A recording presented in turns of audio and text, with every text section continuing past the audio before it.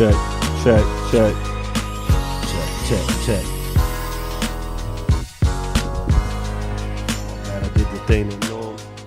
The general is not like. Do not mess with the mic. Check. Yeah, I'm good. Favorite day of the week. Shout out to my barbers and shout out to all my stylists. We are Beards N Baldheads, your host Fat Lace. I got the soul survivor Barry to the right of me. You.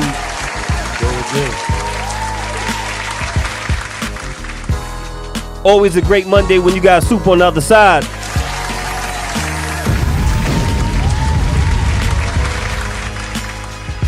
Soup looking out the window. Pow, nobody now. Who we got creeping down the window? All right, he's making sure everything. We got to make sure it's safe around here. Safe in these streets. It gets real. It gets real around here. It gets really dope too. It's still Black History Month, right? Yes, indeed. Yes, indeed. I want to give a special shout out to the barbers out here. That's not the what I wanted to put out there. Not that too far. Maybe I didn't. Yo, it don't be crazy. Be certain things I don't be sending, and I think I do be sending, and I don't sometimes. That's when I check myself. It's a special shout out to a special barber. I want to give a shout out to, whatever I have his picture up or not. I want to give a special shout out to Albert Mills Jr. Shout out to Bert, one of the best barbers on planet Earth. What he did this weekend with his father, the celebration of his father's life, was beautiful. Albert Still Mills, rest in peace. Bert, I love what you did this weekend. And Bert was my barber at a time of my life. He's still out there in Atlanta, getting busy. I remember when he first picked up the clippers. He goes by. I want to speed through it because it's hard to talk about it. We rarely talk about death, right, or transition, whatever we want to say on the show. But special shout out to Bert Albert Mills, aka DJ Milk. One of the best barbers out there on planet Earth. He gets busy out there in Atlanta. Make sure y'all follow him. He's been one of the first guests we had on his show. And he had a special going away celebration for his father, a Plainfield legend, New Jersey legend with boxing, and just a great man. Yeah, all around. Albert Still Mills. Before I get too caught up and get emotional, I just want to say that. Salute to that barber right there. Salute to that man right there, Albert Mills. And peace to everybody on the check-in. We got Sabrina on the check-in. We got Mickey Mac on the check-in. Half a Mil Mod on the check-in. We got Shanae on the check-in. Yo, peace to everybody on the check-in. Wow. Just thinking about my brothers. Just thinking about Mickey Mac the other day. Thinking about Half a Mil Mod the other day. It's a lot of stuff that's been going on. Black History Month again. Shout out to my cousin James Belt. Back in the day, we called him Jamie. That's what he grew up at. But when you get a stash, when you get that bid, when you get to another tax bracket, it's no more Jamie. It's James. Durham and Chapel Hill's finest down in the A. Another brother down in A, my family. He was part of NAACP Awards, Image Awards. Okay. He was, I want to say, the executive producer or something with the trophies, handing out trophy. He right next to all the big dog. He a big dog himself. Let's be clear. And I was so proud of him when I'm watching his stories. I'm like, yeah, man, Morehouse graduate, getting busy. And one of the families we talk about, I think we talk about it every Black History Month, B, and I think we should talk about it every Black History Month. They should have them little cutouts that we used to have when we was in elementary school with everyone's face. Because right now, my son, know what he says to me? Give me the name that he says to me. I don't know if he said it to you, B. What does Amari say? If anybody with Black History Month, one person. The first name I heard him say was Rosa Parks. Ooh, that's a good one. I like that. Yeah, he said Rosa Parks, but of course it's Martin Luther King. Martin Luther the King, and my son says it just like that. Malcolm says Martin Luther the King. Yeah, the King. Yep. The King. I was like, Yep. man. He said, Daddy, Martin Luther the King. Yeah, watch it Coming to America. Yeah. Yo, y'all know y'all love them barbershop scenes out there. Shout out to all the barbers. And the Hall of Fame winners. Yeah. The Hall of Fame winners this year was the Wayans family. Yeah. Glad to see them get something finally. Oh, man. It's been a long time coming since they've been. I mean, we've always gave them love. On this show, we do. I mean, I'm just saying, like, in general, I think our culture, we always respect them as a powerhouse in our culture, but never seen them really get recognized out, like this. Even though it's NAACP, you know, finally. Finally. But they still should be recognized. I'm not saying Oscars and all that, but it just seems to me that they fall. White girls don't get no Oscar? Yeah, I don't know. Low Down Dirty don't get it? I'm actually to the point where I don't know what's Oscar worthy anymore. I feel you. I really can't tell because some of the movies that they say Oscar worthy, I'm like, boring. Hated it. Yeah, so I'm like, y'all can't be serious. So it's whatever. No doubt. Malcolm X didn't win an Oscar, so I don't really know. Word. I don't So really know. Yeah, so it is. So what it is. And when we bring up Malcolm X, Spike Lee. Yeah. We talk about Black History Month. Right. Another black director in the Hollywood game who shook it up. Big time. Who made noise. When it comes, we're going to get back to the Wayans family. One thing when it came to Malcolm X was underfunded. Yeah. And when it comes to a lot of our black films, our black, even on sitcoms and TV, we're usually underfunded. Definitely. We don't get the money that we need to make it successful. And the actors don't get paid the same. Damn. They don't get paid the same, obviously. What I loved about the speech when it came to the Wayans family getting the NAACP Hall of Fame, this is a whole family. I want y'all, everybody who's watching, peace to everybody on the check-in, understand, because I want y'all to have this conversation with your family, especially somebody younger and somebody even the same age who watch In Living Color, who watch Low Down Dirty Shame, who watch White Girls or any of these Wayans Brothers productions, My Wife and Kids, any of them. This is a whole family of funny. Right here. And when I'm watching the awards and when they did the speech, everybody gave it up to the man that's on the left-hand corner. Yeah. Their older brother, Keenan Ivory. Yeah. He's definitely underrated. I don't think people know how much he's actually did, but besides In Living Color. I think people think In Living Color is really, he was been behind the scenes in comedy writing for people and producing with the likes of Robert Townsend and those guys. So I would see his name all the time. I'm like, well, who is that guy? I would see his name all the time in the credits before I actually saw him. And I was like, okay, this dude's been around for. Like Paul Mooney. I would see Paul Mooney's name. I was too young to really know who he was. His name, him and Keenan, all of them. Like I said, so I'm really happy for the Wayans. They're one of my favorite families. When we talk about some of the greats when it comes to everything still on with the Facebook. Yes, it is. We still going. We still rocking. When it comes to comedy, like you said, Robert Townsend, Eddie Murphy was a part of them. Yeah. Arsenio Hall was a part of them. It was one story that I heard, and I think Damon might have said it in his speech when Damon said, "My brother had to get focused at one point." And peace to DJ KT, my favorite out there. And happy belated to DJ KT. The Voice, let's be clear. It was a time where Robert Townsend was saying, you could make your own movie. You could do this, but you're out there partying too much. Right. You're out there in them streets too much. He ain't probably saying them streets, but you out there in them Hollywood streets. Yeah. Having fun.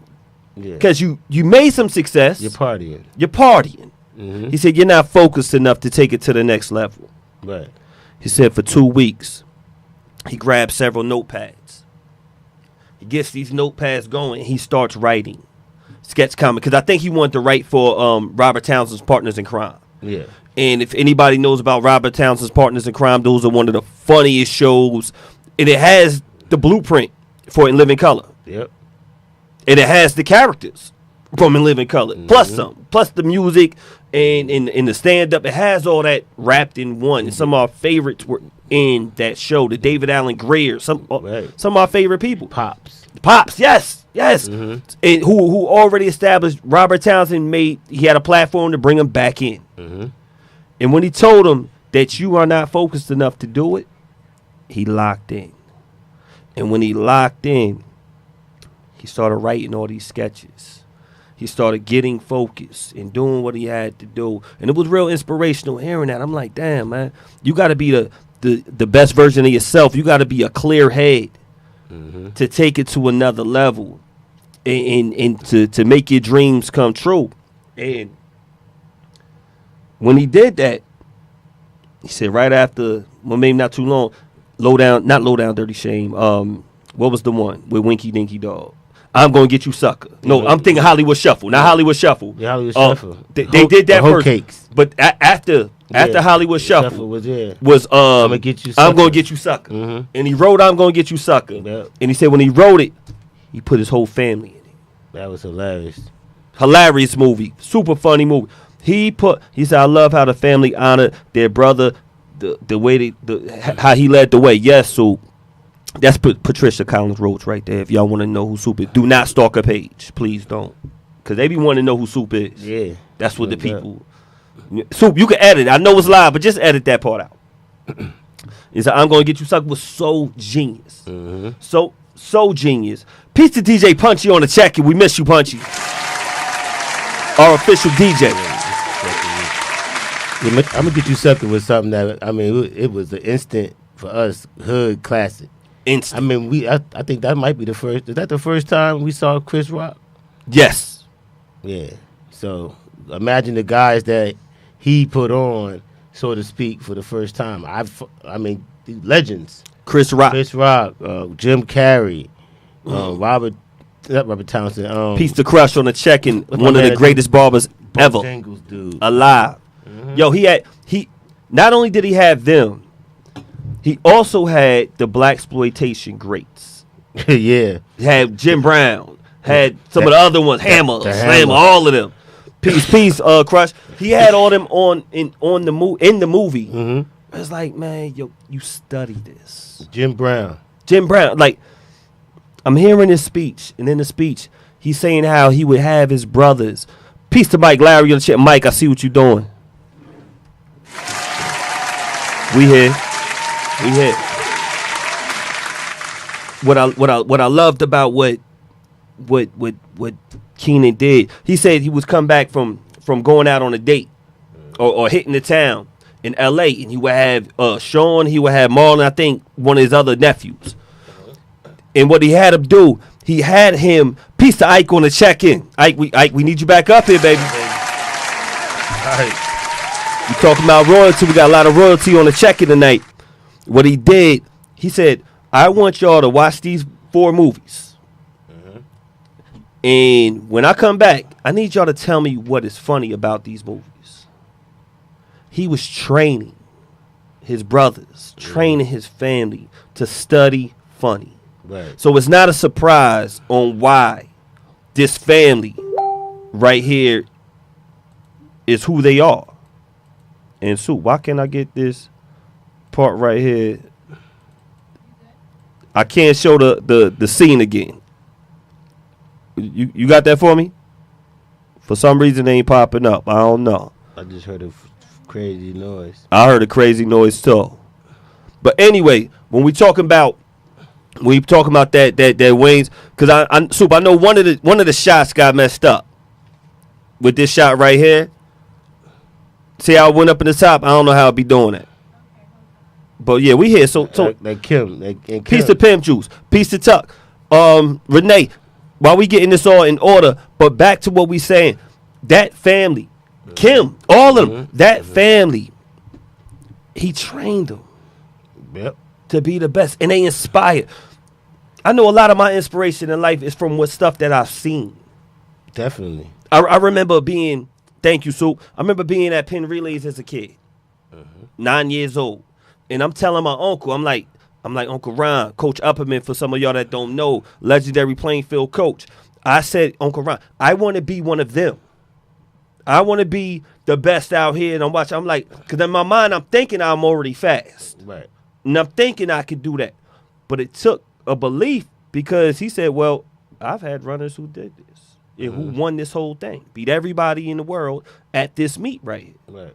So me hearing that stuff, this could be possible. Right. This could be real. We wind up being national champs by the time I'm a senior in high school. Who knew what I said at 9 could be this at that age? But I grew up in that environment, in a track environment. So Lord knows if somebody grew up in an environment of comedy. I remember Marlon saying Eddie Murphy was in the projects sitting on the couch. And, you got to imagine who Eddie Murphy was even back then. He was probably pretty famous. Yes. But the most famous, rock star. So he's in the project sitting on your couch because Keenan is writing.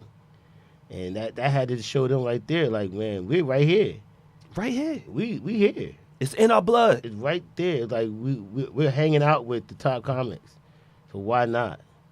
Why not? And to watch the evolution, like I said, I tell people Sean is the one probably that started to impress me the most, because I always thought he was corny.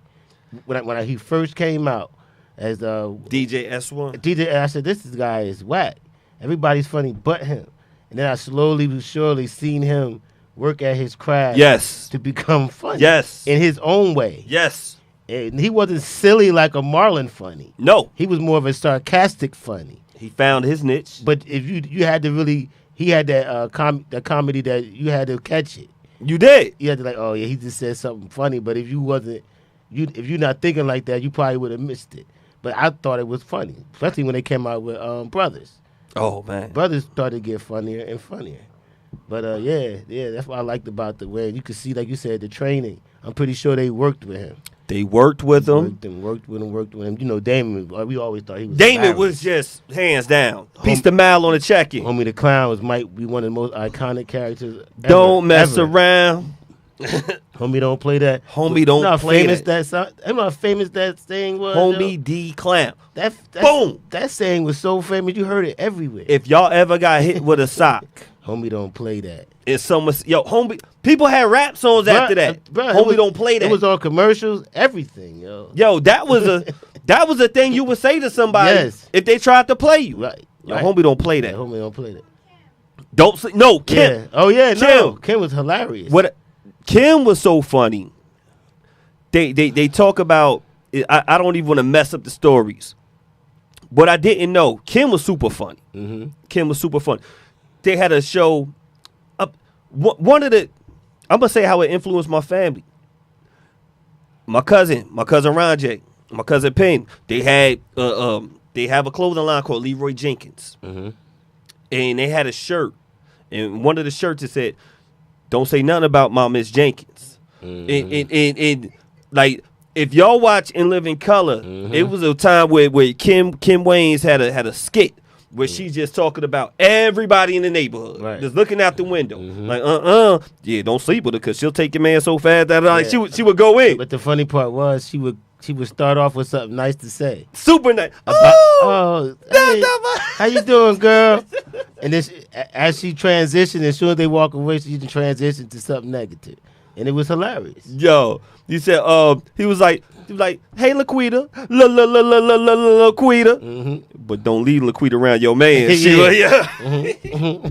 So, but then she would hit you with the when she get to Miss Jenkins, like, but y'all better not say nothing about my Miss Jenkins. We didn't know who Miss Jenkins was, right? But we all felt Miss Jenkins where it was. So it was dope. You say Ike on the check. Ike said white girl stuff was corny. I didn't like that either. It's crazy. White girls was corny. I didn't like it, but gross like 100 mil. But the thing, it was definitely not meant for us. It wasn't. It wasn't. The white people liked it. They made that movie for them. They didn't make it for us. Ike said, did anyone ever make it big in comedy from Plainfield? Only Zoo Man is who I know. Zoom Man was on. I know he went to school with the General. I remember seeing him on Def Jam. I think I seen him on Uptown Comedy Club. You know, he might not have been a Chris Tucker, but Zoom Man was known in that comedy scene. Even if not Plainfield, within the Union County and the Jersey area, Bill Bellamy was one of the first to. It's a hamburger from around here. Hamburgers from Elizabeth, Bill Bellamy from Newark. So we, if not Plainfield, we definitely had Jersey getting busy. Yes, I ain't the one to gossip, so you ain't heard that from me. Like, that was part. That was the saying. That shit was hilarious. And then, you ever watch the bloopers? Yes. Yo, the bloopers are probably funnier than the actual skit. Yo, because watching them break character and seeing how silly they could have really got. But you gotta understand, they were in an era where they was censored. They were. Can you imagine them being like on Netflix? They would have went crazy. They would have went crazy. the one. Now you absolutely right, babe. I'm watching the comedy, the awards, and watching the speech. And when I'm listening to it, they said getting back to that writing, the writing that he did, and the focus that he did, that he had to have. So within those 2 weeks, it gave him In Living Color. And when it gave him In Living Color, they said, well, Fox is starting a new network and new shows, and off these new shows, you can do what you want to do. Right. Hence why they have that in the song, in the intro. You could do what you want to do in Living Color. One Heavy D, rest in peace, Heavy D. Peace to my brother Ty on the check. They got sued for the title. In Living Color? Yeah. Well, from the rock group? Yeah, but they didn't make them change the name. Peace to Uncle Mike, Brick City Finest. They just made them pay some money. You got to pay a little bit of change? Yeah, you got to pay some money. But they didn't make them change the name, though. They let them keep the name, but they had to pay. Dope. Yeah. So they were allowed to get away with a lot of things until a lot of things. No, they pushed the envelope real far. But in my head, I'm like, wow, they pushed the envelope. But imagine today what they would have been doing. Man, if they would have had the financial backing. But that's eventually what they could have got on like paid TV. They were on regular TV. They weren't regular TV. They weren't on HBO or anything like that. Not at all. They probably could have said whatever they wanted to say. Not at all. So it was still funny. They were super funny, and I want to just give a super shout out to them. They was giving Saturday Night Live Peace to E on the check-in. They was giving Saturday Night Live hell. Oh yeah. Saturday Night Live did not like it. Nah, because they were funny. Yes. They had better actors, better writers, better comedians at that time. They did. They crushed Saturday Night Live. They heard them bad. They heard the ratings crushed Saturday Night Live. Like, it was not a comparison who was funny. All the funny people wanted to be on A Living Color. Yeah. And Damon Wayans was on in Saturday Night Live and got fired. Yeah. He said, remember the gay? Hated it. Yes, we remember the gay critics, right? Yes, we do. That's the crazy part. Like I said, now they wouldn't be able to do that skit now. But, they said the most love they got was from the gay community. The fact that they just made it funny. And as a kid, everything is no homo now. Yeah. Everything. Yo, no homo, no homo. Yeah. We were all in elementary school talking about snaps and Z formation. We were doing that. Yeah. And it was funny. Because we didn't put ourselves in the character. We just liked the character. We were the character. Yeah. It was funny. Thank you, Ma. Half a mil Ma said one of the fly girls, Deidre. I think it was his neighbor. Ma, did you have a crush on Deidre? She was definitely from Plainfield. She was friends with one of my sisters. Did you have a crush on her, B? Well, when we saw her, we didn't even know she was on Fly Girl at first because she was one of my friend's sister's sister. Okay. So we were like, oh, she's hot. But then we saw her on TV. Then automatically she got hotter. But yeah. B, word on the street is I just saw this on the timeline that she took some of your dance moves for her audition. If y'all don't know, the Soul Survivor Barry is 99-0. Talent shows, battles. Word on the street is if it wasn't for the Soul Survivor Barry, she would not have made it to be a fly girl. So can we say that if it wasn't for you, it wouldn't be no In Living Color? Nah. It wouldn't be no fly girls though. Nah. We can't do that. Jennifer was there. Jennifer was there, I think. Already. Yes, thank you, Soup. Deidre Lane, too woke. Yes, we are here. We are here. Yes, it was a lot that was going on. Yo, they got busy. Plainfield, yes, thank you for that $500,000. Plainfield's been in the mix of everywhere. Yeah, we everywhere. This is what we do, man. It's more Black History Month. We're gonna get to more. We get on where we want to go. We want to talk about just some of the. You want to read this, B? In observance of Black History Month, today we honor Sunshine, the only woman who was so good that they threw it up in the air and it would turn into sunshine. I think she needs a round of applause. Yeah, she definitely needs a round of applause and some bombs. Because that was another famous woman. Even though we knew who the real character was, but that character was famous. And she this. I think it was her name. Was it Layla Roach? I think it's a real name. Layla Rashad. Yeah, one of them. I know she was on the Wayans Brothers show. She was on the. She was on Happy Singing We Color. Look, we keep a piece Eddie of the Murphy general. Had her in Boomerang. Yes. She was on Waiting to Exhale. Yes. And she had some other movies. But yo, with that Sunshine though. But that was before we even knew who she was. Yes. When she did this Sunshine character, it was a lot of guys watching this who didn't even have wives, who felt like leaving their wives. That's the famous scene when he was like, "Hey, I'm never coming home. I'm never coming home, baby." People to this day say that. Like they say as a joke. Like, yeah, you hear it in rhymes, you hear it in music all the time. That saying, she'll make you blah blah blah, never coming home. You know what that's from. Peace to Dennis on the check. Dennis be having the Mr. Payton be having the dopest, having the whole internet bugging and buzzing. I'm like, hold on, I gotta chime in. Peace to you on the check-in right there. Yeah. He's an internet comedian. Yo, I love it. I like to see brothers do. There's a lot of stand-up going on around. There's a lot of stand-up comedians out here. It is some. We had a club for him. Or a place for them. Yo, peace to Squirt Dog. I saw him not too long ago. I seen him at Mills joint. The send it home ceremony, and I know AB. AB a fool. I think he is doing stand up comedy now. Salute to him, and I think Squirt was having something at Mama Wana. I gotta holler back at Squirt. You know, piece of Squirt Dog, always getting his hands into something, trying to promote, pushing the culture. Peace to him. We talking about this Black History Month. Black History Month. First of all, shout out to Plainfield High School basketball team getting super busy right there, winning the counties. Peace to Coach Mike Gordon. You know, it's my guy right there. And salute to them. Yes. You know, I always get humbled when I think I was something in sports. And when I think I saw something in sports, that was great. Right.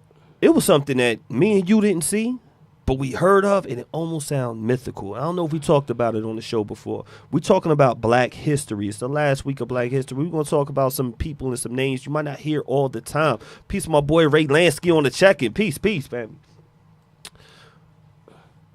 Lisa Leslie. February 7th, 1990. Scores 101 points. 37 for $56 in 16 minutes. How many shots she took? She only played one half. That's crazy. She took all the shots. Every single one. She had to. But only played one half. I know. But 56. No, that's a lot of That's a lot of points. That's a lot of putbacks. Peace to Jimmy on the Jim Bob on the check-in. Was she Peace to Jamal on the check-in. Was she 6'4", 6'5"? Peace to Miss Vance on the check-in. Yo. Was she 6'6" or something like that? Something like that. But 101 points, B. Crazy. In 16 minutes. That's crazy. Can't imagine it. Couldn't imagine seeing it. Man. That means every time she touched it, pretty much. Yo. 101 points in one half? Yeah. I mean, they just gave her the ball every time down. And she didn't play second half. Peace to Tyke on the check-in. This is something I have never seen, because we got to get a women Black History Month on a positive note as well. Back to In Living Color, they said it was the staff was 80% women. Okay. 80% women. I gotta put that out there. You know, but Lisa Leslie, man, 101. Yeah. I thought I seen great basketball, B. Yeah, I mean, like I said, for her to do it, is the most impressive thing is 16 minutes. 16 minutes. I mean, 101. Didn't Cheryl do that? But she did 100 in the whole game. No, that's what I said. Yeah, in the whole game. 16 minutes is very impressive. Whew. In my head, I can't even imagine how that went. You know, I can't either. Like, you don't call, I mean, man, no timeouts, no nothing. None. Like, y'all ain't fouling it. I'd have been like, look, all sending the goon out. Ain't she from Compton though? Is she from Compton? I think she from like South Central or Compton. You still would have to send the goon out. I gotta send out the goon. Shit, blood. What up, yo, Ma? What's good, baby? Go use your 5 files. 6, whatever. Use them. Use them. Use a 5 on her. I got you after the game. Get you some cheeseburgers. It's crazy. I'm happy that I'm happy she got that. Other things we talking about Black History Month before we get into some of the other topics for the night. I don't even know this guy, but when I saw it, it said Zed Powell made history as the first black snowboarder to win an X Games gold medal at just 20 years old, man.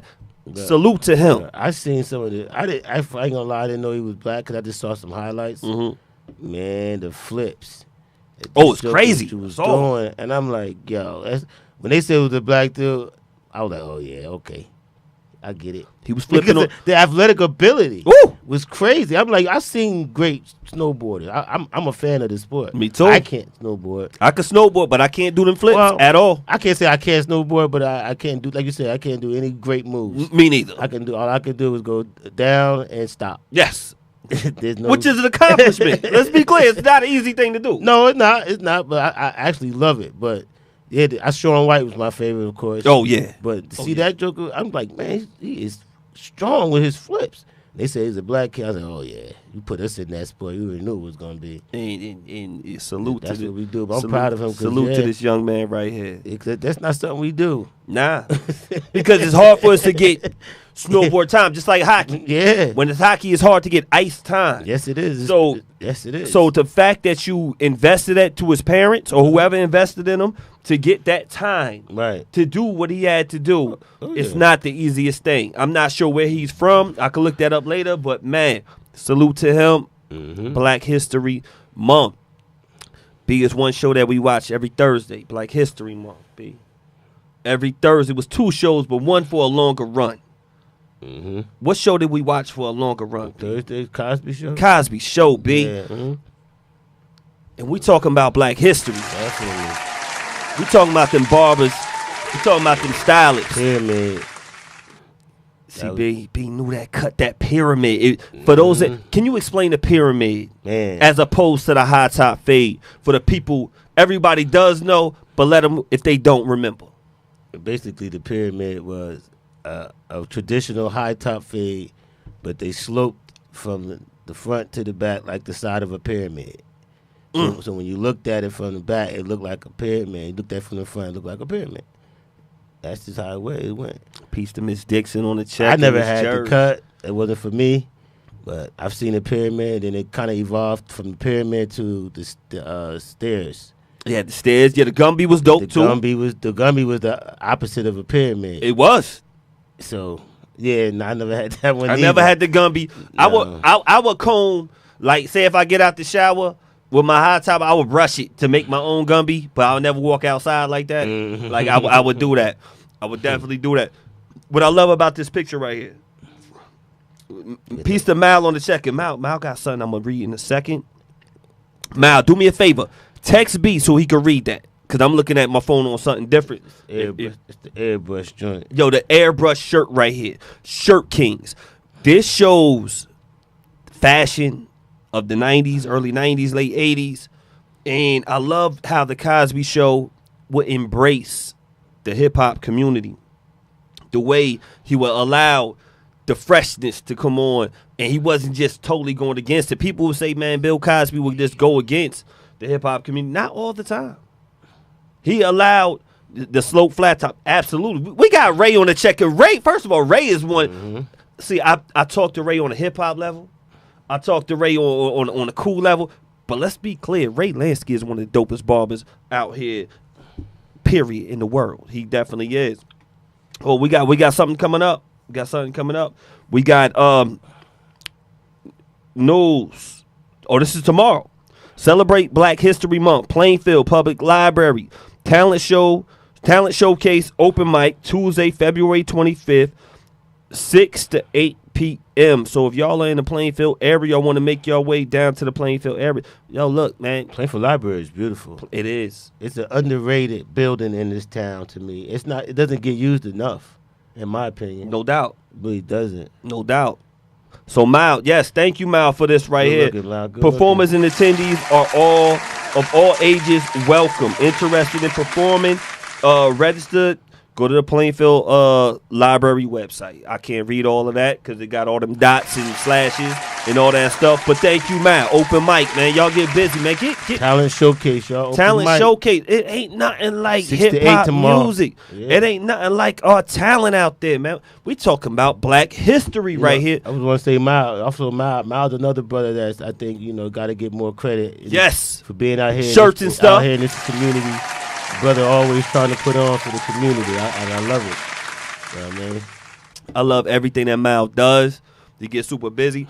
One of the things that I was looking at with first of all, we're going back to the bar. We're talking about this. I love this. What Bert had on his page said millions of people are feeling good about themselves today while they break bread with their loved ones because of their barber. I'm feeling good right now, B. Yeah. Yeah. Salute to my brother James, my barber. You talking about barber? I was watching Barbershop. I think it was the second one. What was the first one? He was going to sell it, right?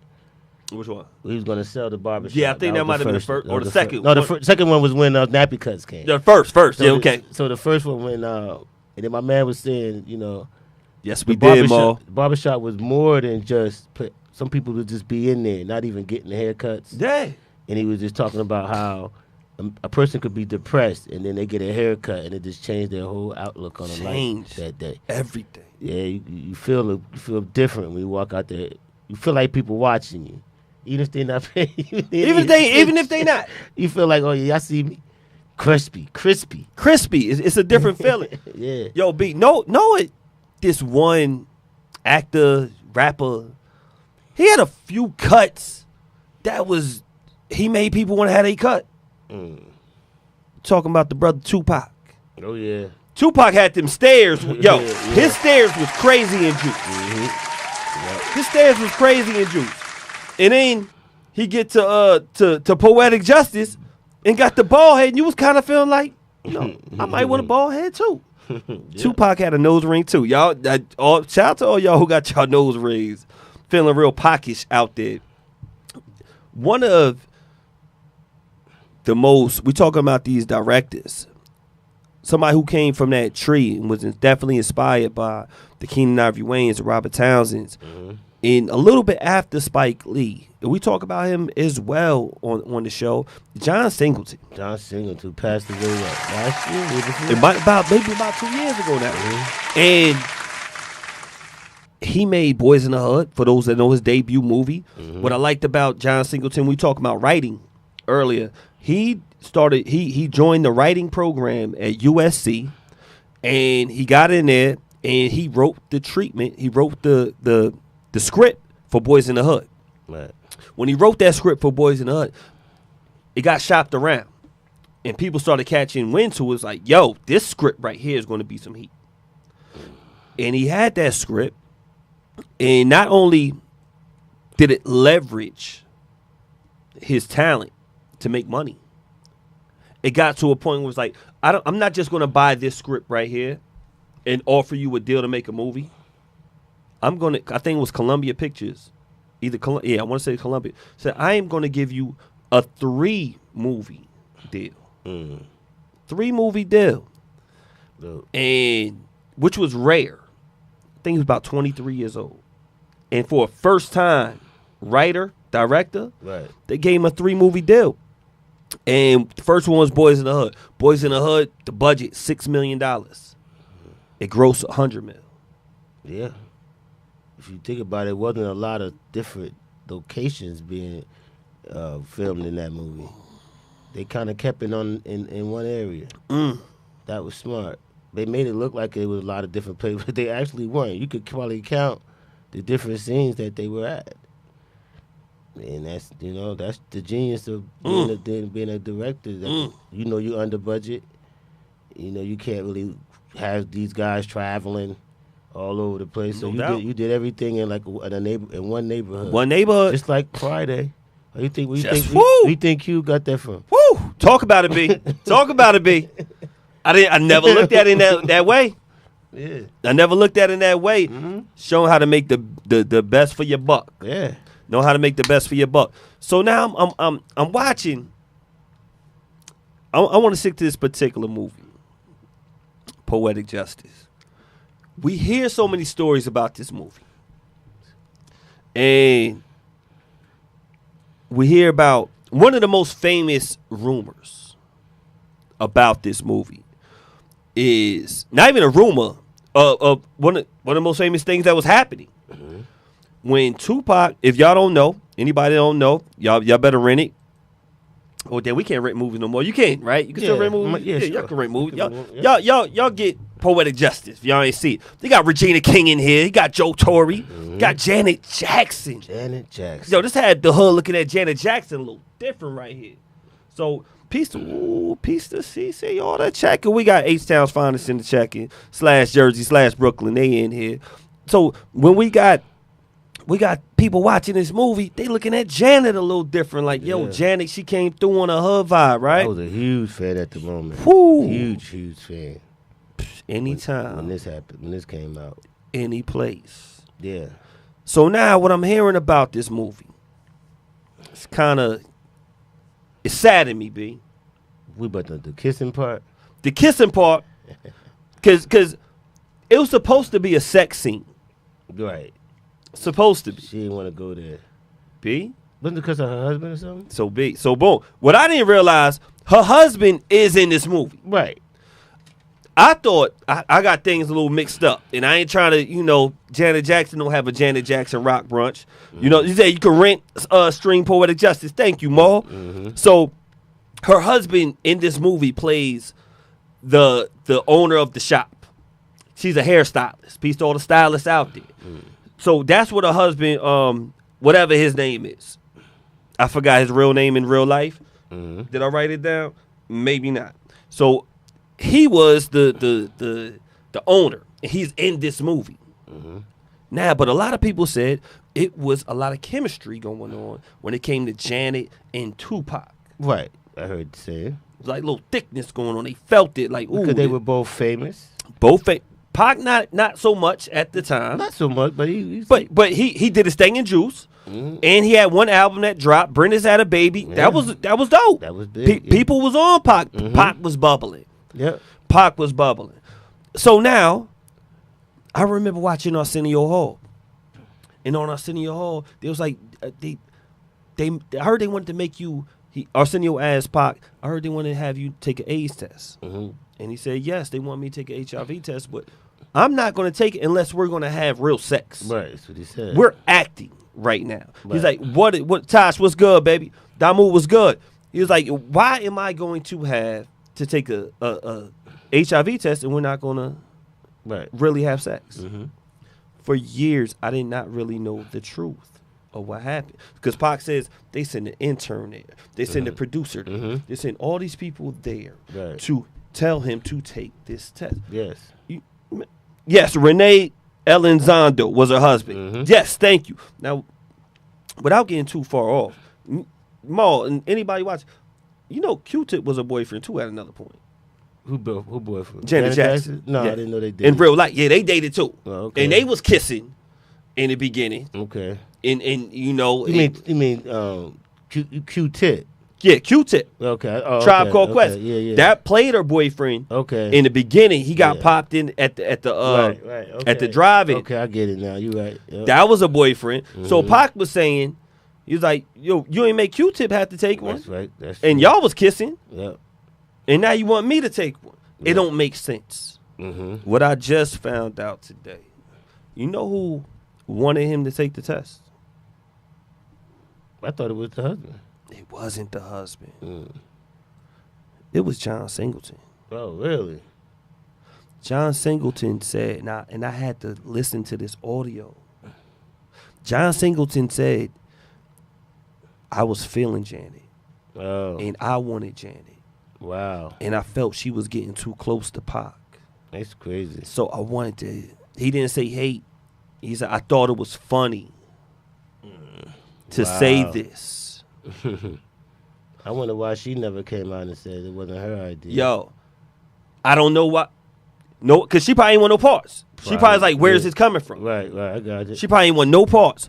Mm-hmm. And she wasn't doing as much press as Pac was. That's true. So now Pac is saying this is what's going on. Peace, my brother DK on the check. And DK, when we working on, I can't wait. We always talking about DK when he gonna come on. Now, so I'm like, yo, hold up.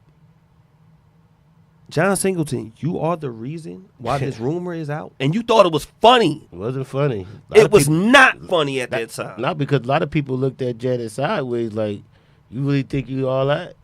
Like, you really? Like, we know you a Jackson. We get it. But is it really? Seriously? Pac got a song, I think it's My Mind Made Up, on the All Eyes on Me album. Mm-hmm. And he apologizes to her in that song. Okay. And says, forgive me, Jan. It's the song with Redman and Method Man and Corrupt on that song. But I'm like, damn. But maybe he found out that it wasn't her. Yeah, he found out eventually. Okay. He found out eventually. So I'm like, yo, some people think these things are jokes. Mm-hmm. In real life, you think you could just play a joke on people. Everybody ain't joking with you. Not like that. Not like that. Because it comes from a hatred. Yeah, that got out. It looked ugly. And when the hatred, when you think it's going to be funny, what happens sometimes with the joke's going to be on you. And you're going to have to live with that. Yeah. Unfortunately, both these brothers have passed away. Yes. But I'm going to talk about this truth right here because people need to learn what you can and cannot do in life when you crossing these lines. Yeah. And some people be crossing these lines, and I'm like, you just can't do that when it comes to women. Yo, it's a woman out there for you. Don't hate on a brother so you can get yours, man. Yo, get yours how you gonna get it. It's to get it how you live. Get it how you live. I like that, B. But the problem with it is that, you know, ego. Ooh, talk about it. Ego will always have you making bad decisions. So, I mean, like you said, him being who he was, I'm the director of this movie, and I can't get her. It's ridiculous. And cut to these rappers. To these little rappers. She can't see that I'm the real guy. I'm the leader. I'm the top dog. No, you're not. But yeah, I could see him feeling that way. But terrible. That's what we call, real hate. Because brothers don't pull across that line. He got his arm on both of them. Yeah, brothers don't pull across that line. Got his arm on both of them. Brothers are not supposed to cross that line. Yo, y'all better, fellas, certain things we're not supposed to do in life. Peace to Brady on the check-in. You remember we talked about the crossing the line, like we put him like, oh yeah, somebody meet your girl, I'm like, yo, she got a sister. You want to talk about that, B? Yeah, I'm just saying. B, you can read that one right there. It said if one of your homies say, damn, bro, she ain't got no sisters or cousins, he wants your biatch. He wants her. I don't know which one is worse when we said this, or if the guy says, yo, you got a good one, yo. But I always said, I hear what you. I said, I think that could be for a lot, but I don't know. I would think that it would be like, yo, I find her attractive. Yes, indeed. That's why I'm asking, but don't mean I necessarily want her. B, we definitely did speak about this, but it's like because I see. Like you said though, it depends on the person. It depends on the tone. Because I'm the type of person I'm generally happy when I see my friends have something nice. Like if my boy got a new car, I'm like, damn, you got that for? Do they got? I want one in blue. I don't want your car. I want one like it. You have a different moral set. I mean, I'm just like, come on, it's too many people in this world to want to have the same exact one. Yes, it's too many people in this world. I don't know what's going on. Everybody wants a soup. Soup is only here Monday nights with us, y'all. But you know, like, only with us. You're right there. That would raise. I think. I never really thought guys thought. I always thought women felt like that. Maybe I'm wrong. Maybe I shouldn't say that. But I always felt like women don't really want their friends saying too much good about their guy. Like they want you to say, yeah, they want you to give her like a thumbs up, but that's it. That's it, and don't ever mention it again. Like, don't keep saying every time you see him he look good or girl you lucky. Like I think that's I don't know. I think like you said, there's certain ways you can say it though. When a guy starts saying like, man, yo, yeah, like you saying you got a good one. I don't know. It might be a little. He smell good. Like, his arms. To say you got a good one, and I ain't asked you for that. Like, yo, what you think about her? That might be too far. Don't volunteer. She's good. Yeah. If I didn't ask you what you thought about her, I don't think you should volunteer that information because you basically what you trying to say? I ain't good. What you saying? What you saying? What you trying to say? I got a good one. Opposed to what? Others I had. Like what are you? What are you? Like, or as opposed to what you might have going on. Yeah, like what are you? Why are you so invested? I don't know. Why are you sizing? Why are you sizing mines up like that? But B on the flip side, you right, B. On the say it's a slippery slope. Yes. And you got to know the person that's saying it to you. Got to. Cause we all our friends ain't everybody ain't all good. Our friends, some of our friends, we got some sleazeball friends. Everybody ain't making it to the crossroads with us. I mean, listen, it might be a great guy, but the flesh is weak. Some jokers just can't help themselves. But you know who they are, and you just you deal with them accordingly. You deal with them accordingly. Like you said, don't leave. Like Biggie said, don't leave your girl around me. True player for real. He was talking to his friends. That's what he was talking to. Yes, he was. Yes, he was. Don't. He was talking to his homies. And this is before you had flash on that camera. Y'all see Biggie? Biggie in the back, the grimiest one. He said, don't talk. He was telling his friend, hey, don't leave your girl around me. Grimiest one. He needs to ask Puff Daddy, like, Puffy, no, I got one of his. What? He knows. Why would he say that? He knows. Know why? Because this man right here was on set with Tupac and Q-Tip. And Q-Tip had your girl. Q-Tip had your girl. The director was trying to steal your girl. That's something. Everybody was trying to steal your girl. No, but at the time, nobody took them seriously because a lot of people thought he was gay. Yeah. Look a little zesty. I mean, a lot of people thought he was gay. They thought she just did it because, she had all her past men were kind of bad guys. Bobby Brown and them? Bobby Brown, the Barge dude. A lot of nostrils being snorted. She had been associated. So she with said, some "Let me go with guy. this one." Yeah, let me go with him. And that shit didn't last. Was he really her hairstylist? He was He was a fashion designer. Something. Stylist or something like that. We ain't believe it. No, nobody believed it. We did. No. And nobody on that set did because eventually everybody else tried to get their turn and tried to get around. I didn't know she was in, I want to say, If My Homie Calls video. It's in one of the videos, but they had to edit out all the scenes. I was about to say, because I don't remember that. Because the boyfriend said something. Yo, it was too much hatred going on against Pac and Janet. They might have really had something really going chemistry-wise. Not saying that they had sex or any of that right there. But their on-screen chemistry was dope. It was dope. It definitely was dope. Definitely a dope movie. It's Black History. All this is in the past, but make sure y'all don't make this a present. What's that, Joe Torre? People on the check-in, I know ain't nobody going to say this, how many times where the girl even says that to a guy or says that to another girl. When they said, does he have friends? Fake DeBarge looking like he definitely was, right? Yeah, he definitely was. He said that kind of makes you look at it because sometimes it's women say, "Yo, you got a brother, you got a cousin." If they trying nephew. If they trying to hook up one of their friends, or for themselves, it happens. It happens out there. You know what I'm saying? So you gotta, be careful.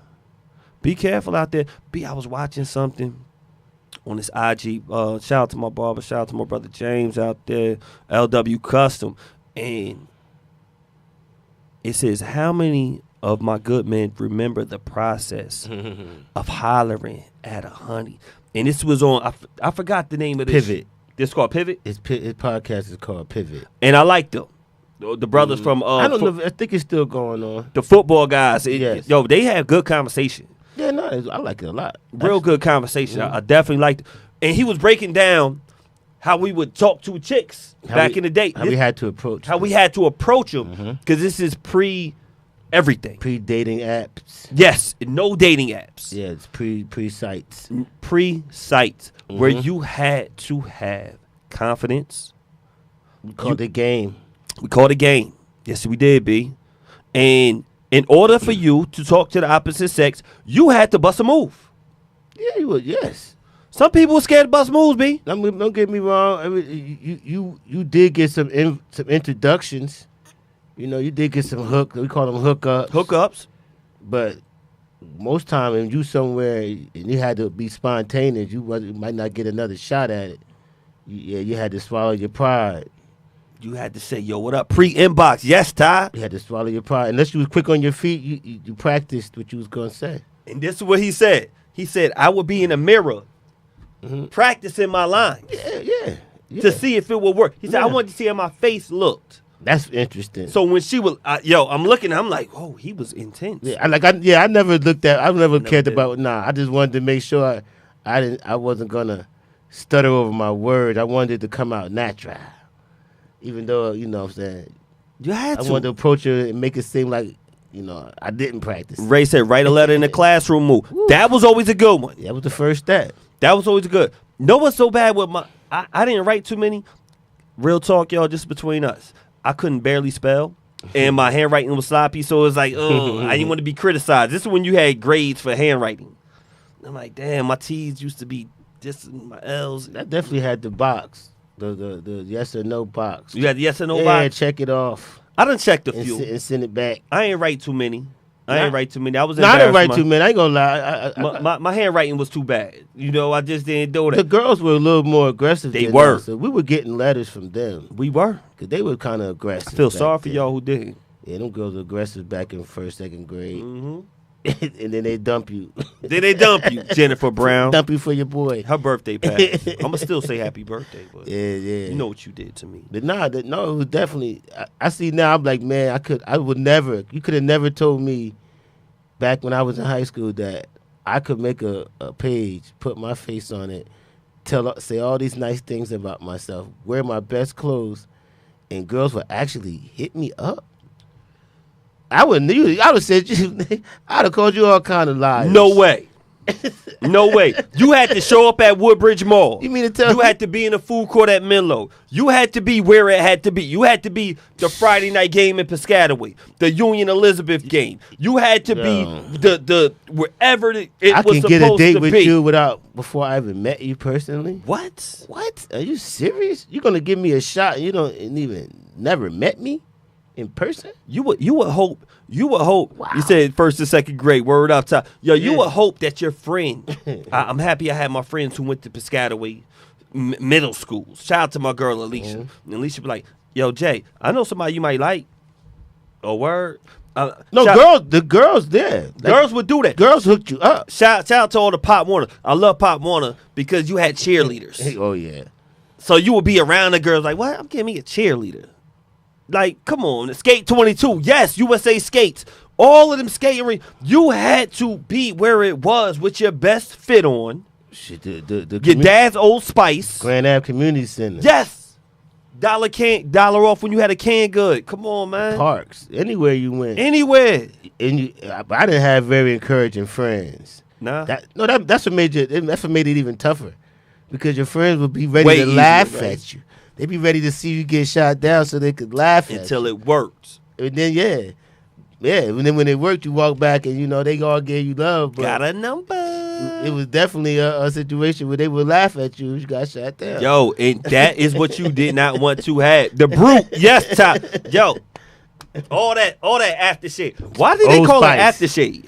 Because you put it on after you shave. I ain't shaved when I have it on. This before I even shaved. The brute and the Stetson I used to take from my dad.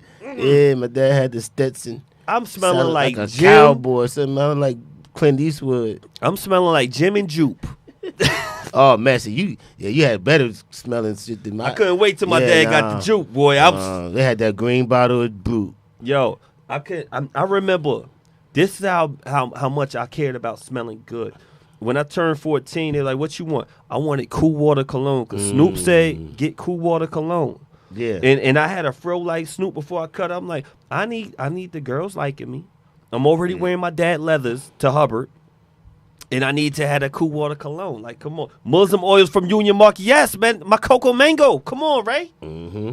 Who was we couldn't. Slick Rick, I think he said Gucci cologne. We couldn't. Yeah, the Egyptian musk. Yeah. Egyptian musk with white diamonds. The white diamond. Come on. Now. Yeah. Blue. You go like this. Blue Nile. Blue Nile.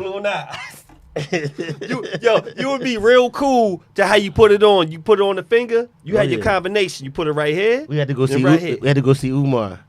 Umar for the oils. Y'all know about it. Yeah, go see Umar. Y'all know about it. This was before he had a store. He was sitting outside outside the convenience store. Y'all don't know about that. Y'all don't know about that. Some of y'all could not take rejection. Oh man. Some of y'all ain't had enough heart to actually holler at Steph. I got one of the he told the story that was ever on the planet. He told the story that was funny about Steph Jones. That's her. He said one of his friends. He said he was ugly, right?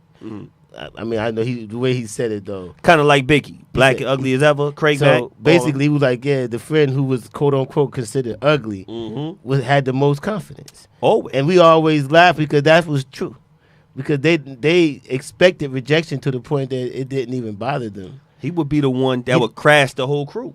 And we sometimes had the most girls. Yeah, because also the women that he would consider good, we probably looked past them. Probably. Until we got old enough to realize, damn, I really looked past her? Yeah, because we were looking superficially at what they said was supposed to be hot back then. And then we find out some of them ain't had no personality. Oh, God. Some of them was corny, breath stink, couldn't dance. Corny. That'd be the worst. Shout out to all of them that wasn't. Shout out to all y'all who wasn't. What a time to be alive. What a time to be alive. But that's what made you a great... Back then, I think the best salesman came out of that era. Because you had to talk. You had to. You had to say something interesting. You had to have something to make her want to keep talking to you. You did. Unless you just liked the way you looked. And that's why we used to take pride in how we looked. Talking about how we look, B, before we close it out, some people might be feeling some type of way right here. Oh, right now he's dating Karuchi? This is what they saying in these internet streets. I don't know. I don't know. I didn't even know she was. I thought she was long gone. I didn't know she was still. Karuchi's still out in these internet streets. This is what I see in the internet. I don't really be in the streets no more. I'm a changed man, B.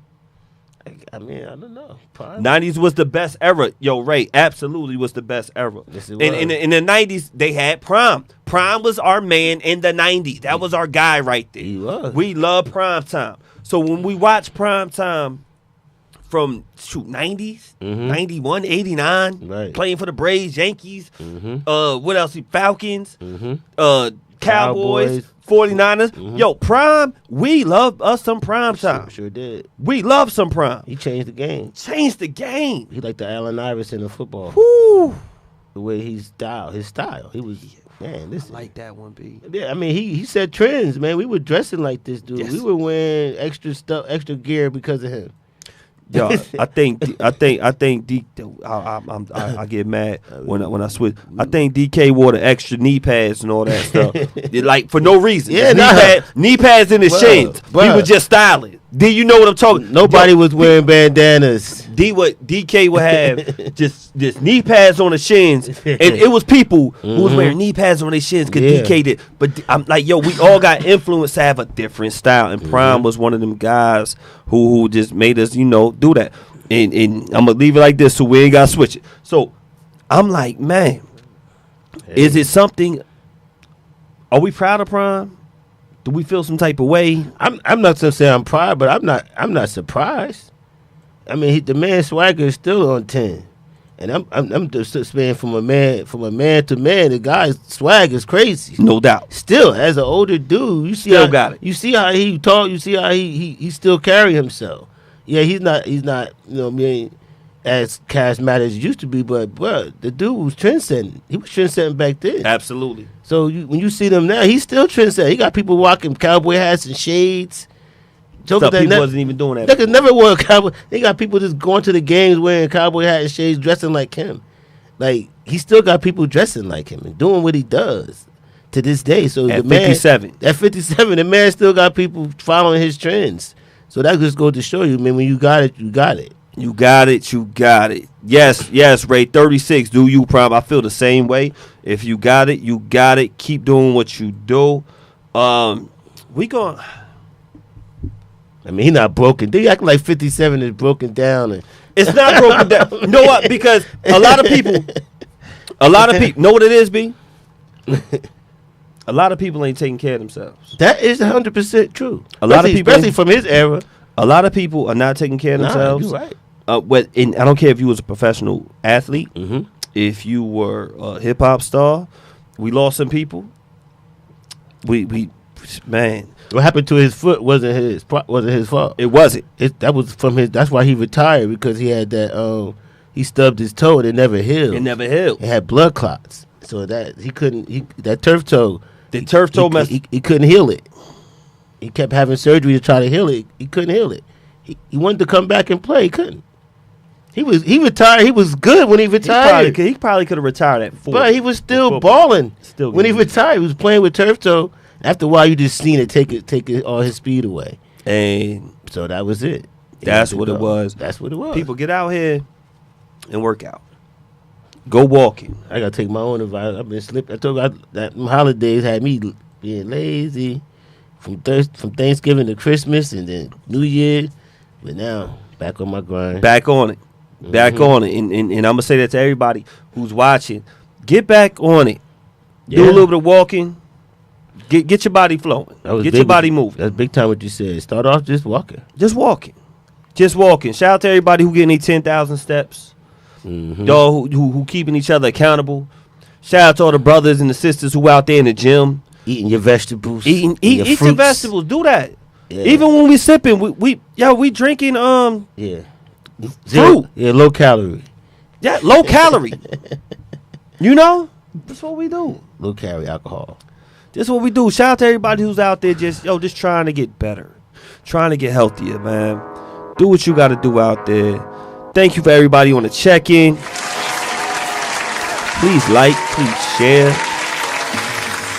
On Facebook, make sure y'all share. Make sure y'all go to BKS1 Radio TV on YouTube. Everybody who's even watching it on Facebook, I want all the Facebook supporters, go to YouTube. Click like, click subscribe, share, do all that good stuff. Support everybody every single day on BKS1 Radio TV. Please do that, and thank you everybody who was on the check-in. Yeah, Plainfield Library tomorrow, y'all, 6 to 8, 6 p.m. to 8 p.m. at the library. Open talent, open mic. Let's go. That's where it is. Soup, I'm going to need you to close it out because I done pressed them wrong buttons.